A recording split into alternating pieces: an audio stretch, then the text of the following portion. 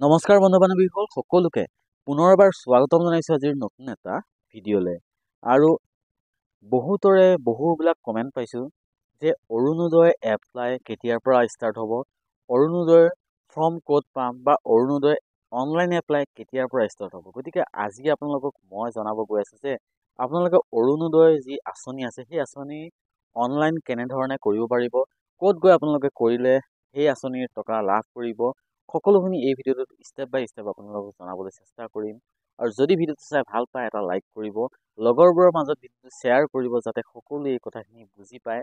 আৰু ভালদৰে মই আগতেও কৈছোঁ, এতিয়াও কৈছোঁ, প্ৰথমৰ পৰা শেষলৈ ভিডিঅ'টো চাওক। আৰু যদি বুজি নাপায় তেনেহ'লে এই ভিডিঅ'টোৰ তলত কমেণ্ট ছেকশ্যনত গৈ কমেণ্ট কৰিব। আৰু যদি বুজি পায় সেইটোতো বহুত ভাল কথা, আৰু সকলোৰে মাজত ভিডিঅ'টো শ্বেয়াৰ কৰিব যাতে সকলোৱে কথাখিনি গম পায়। তেনেহ'লে বলক আজিৰ ভিডিঅ'টো আমি আৰম্ভ কৰোঁ। চাওক, অৰুণোদয়ৰ ওপৰত মই আগতেও দুটা ভিডিঅ' বনাই দিছোঁ, আৰু এইটো হৈছে মোৰ 3 নম্বৰ ভিডিঅ' অৰুণোদয়ৰ ওপৰত। কাৰণ মই আপোনালোকক আগতেও কৈছোঁ যে অৰুণোদয় অনলাইন কেনেধৰণে কৰিব পাৰিব, কি কৰিব পাৰিব, মই সকলোখিনি আপোনালোকক আগৰ ভিডিঅ'ত কৈছোঁ। কিন্তু এই ভিডিঅ'টোত আকৌ মই কালিৰ পৰা দুটামান কমেণ্ট পাইছোঁ, আৰু আজি এজন মানুহে মোক কল কৰি নিজে সুধিছে যে অৰুণোদয় অনলাইন কেতিয়াৰ পৰা ষ্টাৰ্ট হ'ব। গতিকে আজি আপোনালোকক মই সবিশেষ ভিডিঅ'টোত জনাম। আপোনালোকে এই ভিডিঅ'টো সম্পূৰ্ণভাৱে চাওক। প্লিজ এটা ৰিকুৱেষ্ট, যদি আপোনালোকে ভালদৰে ভিডিঅ'টো নাচায়, ভালদৰে কথাখিনি নুশুনে, তেনেহ'লে কিন্তু আপোনালোকে আকৌ সেই মানুহজনৰ দৰে আপোনালোকে আকৌ বেলেগক কল কৰি সুধিব লগা হ'ব। ঠিক আছে, ইয়াতে মই আপোনালোকক দেখাব বিচাৰিছোঁ নেম অফ দ্য স্কিম, কি অৰুণোদয় স্কিম। ঠিক আছে, এই লঞ্চ কৰিছিলে গভৰ্ণমেণ্ট অফ আছামে। ঠিক আছে, এইটো ইণ্ডিয়াৰ নহয়, প্ৰজেক্টটো হৈছে আপোনাৰ অসমৰ। ঠিক আছে, সকলোৱে জানে। ইয়াতে ডিপাৰ্টমেণ্টটো হৈছে ফাইনেন্সিয়েল ডিপাৰ্টমেণ্টে এই কামটো চলাই আছে, গভৰ্ণমেণ্ট অফ আছাম। আৰু ইয়াতে এমাউণ্ট দিয়ে পাৰ মান্থ, আপোনালোকে গম পায় সকলোৱে 1250 টকাকৈ পাৰ মান্থ ইয়াতে মহিলাসকলক দিয়ে, যিটো নেকি স্কিম পুৰুষে নাপায়, অৰ্থাৎ মহিলাসকলে সেই স্কিমটো লাভ কৰে। ঠিক আছে, আৰু লঞ্চ ডেট হৈছিলে আপোনাৰ 2 অক্টোবৰ 2020 চনৰ পৰা এই যিটো স্কিম আছিলে এই স্কিমটো লৈ আহিছিলে আমাৰ মাননীয় মুখ্যমন্ত্ৰী হিমন্ত বিশ্ব শৰ্মা ছাৰে লৈ আহিছিলে। আৰু এতিয়া সকলোৱে কৈ আছে যে এইটো কেনেধৰণে অনলাইন কৰিব পাৰিম। ঠিক আছে, ইয়াতে চাওক কেটেগৰী আছে গভট স্কিম, আৰু objective to provide monthly financial assistance to poor family, অৰ্থাৎ দুখীয়া মানুহবিলাকক এই স্কিমটো যাতে এই স্কিমটোৰ লাভ উঠাব পাৰে তাৰ কাৰণে এই স্কিমটো দিছে। আৰু ইয়াতে আপোনালোকে চাওক, মই দেখাই আছোঁ এইটো কাৰণে যে আপোনালোকে গম পাব যে এইটো অনলাইন হ'ব নে কি হ'ব। ঠিক আছে, ইয়াতে বেনিফিচিয়াৰী দেখাই আছে women belonging two poor family, অৰ্থাৎ দুখীয়া যিসকল মহিলা আছে তেখেতলোকক এই কৰাব বুলি দেখিছে। ইয়াতে চাওক এপ্লিকেশ্যন মোড, অৰ্থাৎ আপোনালোকে কি মোডত এই বস্তুটো এপ্লাই কৰিব পাৰিব। ইয়াতে চাফ লিখা আছে, চাওক ইয়াতে অফলাইন বুলি দেখিছেনে, এইটো এটা ৱেবছাইটত লিখা আছে ধুনীয়াকৈ, এপ্লিকেশ্যন মোডটো হৈছে অফলাইন। আৰু যদি আপোনালোকে এই অৰুণোদয় স্কিমৰ সবিশেষ চাব বিচাৰে তেনেহ'লে অফিচিয়েল ছাইট দেখিছে finance.assam.gov.in আপোনালোকে গৈ চাব। পাবলৈ হ'লে আপোনালোকৰ সেই যোগ্যতাখিনি থাকিব লাগিব, অৰ্থাৎ আপোনালোকে এঘৰ দুখীয়া পৰিয়াল, অৰ্থাৎ ৰেচন কাৰ্ড আপোনালোকৰ থাকিব লাগিব, আপোনালোকৰ 2 লাখৰ পৰা কম ইনকম হ'ব লাগিব, তেনেহ'লেহে কি হ'ব, ইয়াতে এই আঁচনিটোত অন্তৰ্ভুক্ত হ'ব পাৰিব। আৰু এই ফৰ্মখন আপোনালোকে ক'ত পাব, এইটো অফলাইন, পুৰা প্ৰক্ৰিয়াটোৱে হ'ল অফলাইন, কোনো কাৰণত এইটো অনলাইন নিদিয়ে। আৰু বহুত জেগাত এনেকুৱা পাইছোঁ যে কিছুমান অনলাইনৰ কাৰণে টকা লৈ আছে। আপোনালোকে প্লিজ এইবিলাক অনলাইনৰ জামানাত হেৰিত নাযাব।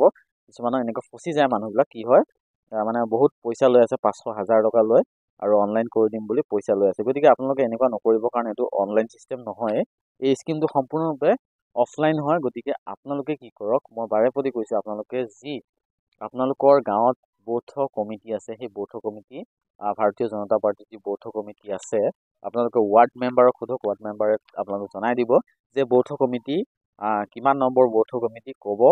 আপোনালোকে সেই বৌথ কমিটিত যাওক, যে কওক মই যে অৰুণোদয় স্কিমত মই পাবলগীয়া আৰু মোক এখন ফৰ্ম লাগে। তেখেতলোকে কি কৰিব, তেতিয়া আপোনালোকক যদি সেই ফৰ্ম যদি আহিছে, অৰুণোদয় স্কিমৰ যদি ফৰ্ম আহিছে, তেনেহ'লে আপোনালোকে সেই ফৰ্ম প্ৰদান কৰিব। আৰু যদি আপুনি পাব লগা কিন্তু আপোনালোকক নিদিয়ে, তেনেহ'লে আপোনালোকে এটা কাম কৰিব পাৰে, আপোনালোকৰ ওচৰৰ যিটো সমষ্টিৰ MLA হয়, সেই তেখেত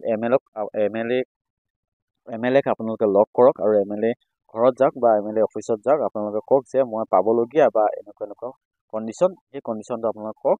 আৰু তেখেতে যদি আপুনি পাব লগা হয়, তেখেতে আপোনাক কি কৰিব, সেই অৰুণোদয় ফৰ্ম আপোনালোকক দিব। ঠিক আছে, মই দুটা পদ্ধতি ক'লোঁ, এটা হৈছে আপোনাৰ যিটো বৌথ কমিটি আছে বৌথ কমিটিত যাওক, নহ'লে যদি আপুনি ধৰি লওক আপোনাৰ বিধৱা মহিলা হওক কিবা এনেকুৱা যদি ধৰি লওক যিসকলে প্ৰথমতে পাব লাগে অৰুণোদয় তেখেতলোকে যদি এতিয়াও পোৱা নাই, ধৰি লওক বিধৱাই পাব লাগে বা শাৰীৰিকভাৱে অক্ষম লোকে পাব লাগে, তেনেকুৱা যদি কোনোবাই পোৱা নাই তেনেহ'লে আপোনালোকে MLA ওচৰত যাওক, ধুনীয়াকৈ আপোনালোকক কি কৰিব এই অৰুণোদয়ৰ ফৰ্ম আপোনালোকক দি দিব। ঠিক আছে, আৰু আপোনালোকে যেতিয়া ফৰ্মখন আনি কেনে ফিল আপ কৰি কেনে আপোনালোকে কি কৰিব লাগিব, তাৰ লগত আধাৰ কাৰ্ড, বেংক পাছবুক এনেকৈ সেই নথিখিনি জমা দিব লাগিব আপোনালোকৰ বৌথ কমিটিৰ হাতত। ঠিক আছে, আপোনালোকে ক'ত জমা দিব লাগিব, বৌথ কমিটিৰ হাততে জমা দিব লাগিব, আপোনালোকে বেলেগত জমা দিব নালাগে।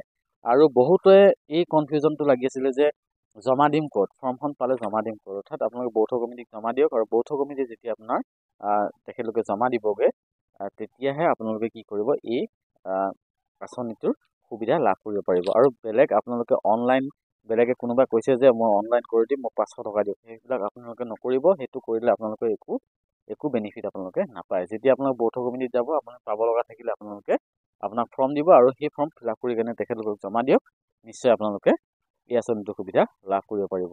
আৰু আজি যদি এই কথাখিনি আপোনালোকে বুজি পোৱা নাই তেনেহ'লে কমেণ্ট ছেকশ্যনত লিখিব, আৰু যদি বুজি পাইছে সকলোৰে মাজত ভিডিঅ'টো শ্বেয়াৰ কৰিব।